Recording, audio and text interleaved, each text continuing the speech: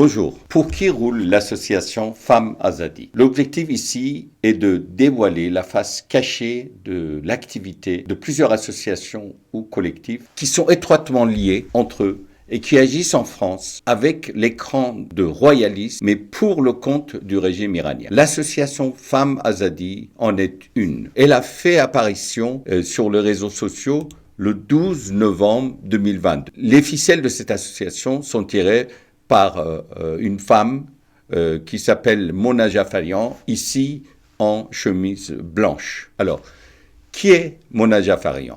Mona Jafarian est une femme d'origine iranienne qui vit en France depuis longtemps. Elle est la nièce d'un nommé Mahmoud Jafarian. Mahmoud Jafarian est un membre du Parti communiste Toudé, devenu collaborateur actif de la SAVAK, la police politique, qui est chargée des exécutions et tortures des militants et des intellectuels. Il était ainsi promu sous la dictature monarchique pour devenir vice-président du parti unique Rastakhis et sous-directeur de la radio-télévision, chargé notamment de la censure. Mona Jafarian se déclare toujours fière de ses liens familiaux royalistes. Sa page Instagram, ouvert le 13 août 2013, démontre qu'il s'agit d'une influenceuse relativement suivie et cette page est dépourvue de toute activité ou information politique sur l'Iran, notamment entre le 15 et le 18 novembre 2019, où plus de 1500 manifestants sont tués en Iran pendant le soulèvement qui a couvert le pays. On constate que le seul post publié pendant le soulèvement est une image de sa vie quotidienne, alors que des dizaines de manifestations contre la répression du soulèvement du peuple iranien par le régime ont lieu à Paris. La page Instagram de son mari aussi abonde des photos des hauts gradés du régime responsables du massacre du peuple iranien. Ces photos ont été prises durant leur voyage en Iran en hiver 2012. Sur sa page Instagram, elle se présente personnalité publique, consultante et conférencier. Alors que sa première apparition publique, c'est lorsqu'elle participe pour la première fois le 5 octobre 2022 dans une manifestation tenue place de la République. À cette époque, suite aux émeutes commencées en septembre 2022, après la mort de Mahsa Jina Amini, des manifestations ont lieu à Paris régulièrement.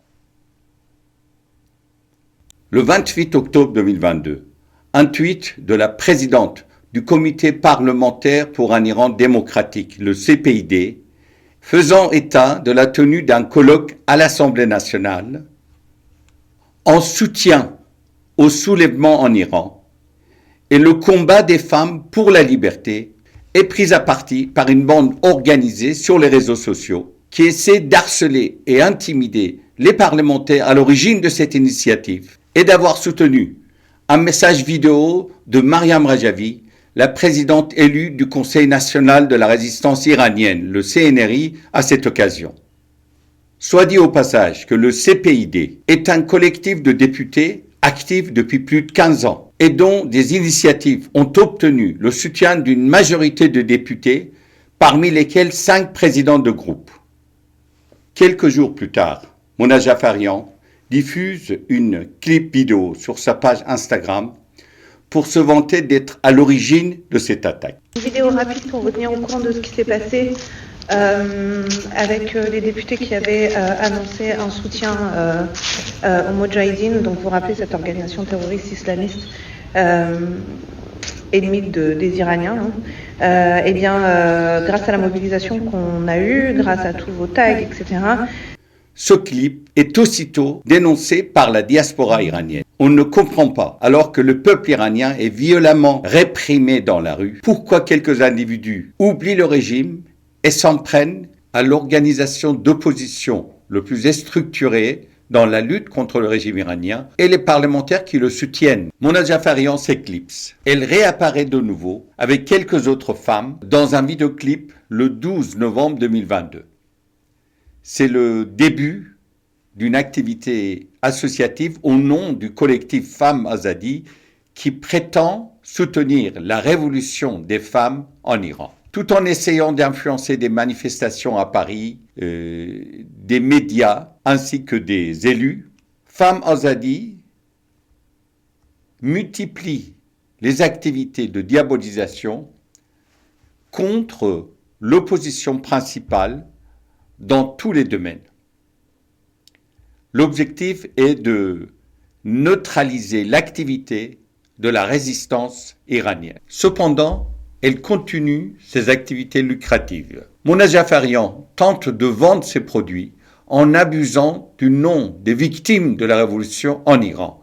Ici, sur ce clip, on voit les images de Toumaj, qui est un rapport toujours aujourd'hui en prison.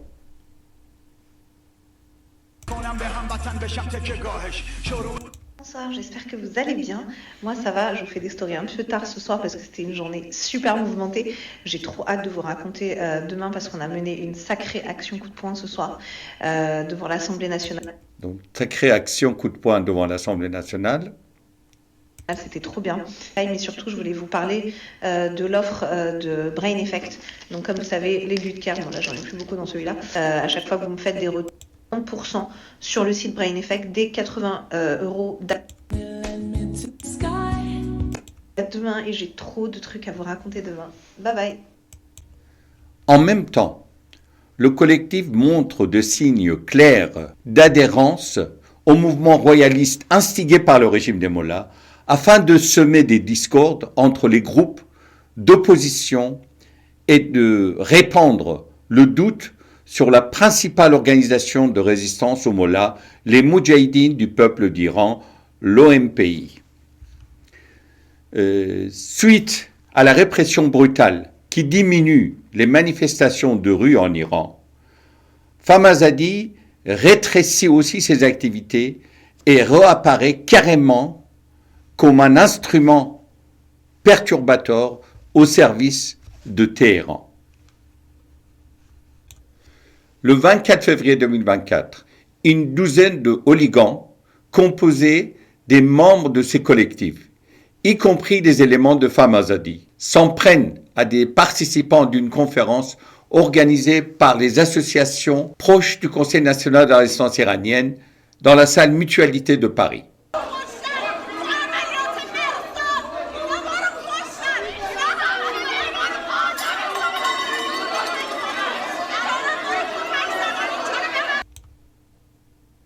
Cette conférence, avec la participation de plusieurs dizaines de personnalités féminines de haut niveau sur le plan international et environ 2000 invités, surtout des Iraniens venus de toute l'Europe. Cette bande organisée se fait prendre en photo sous des postures qui ressemblent plutôt à des groupements fachos d'extrême droite.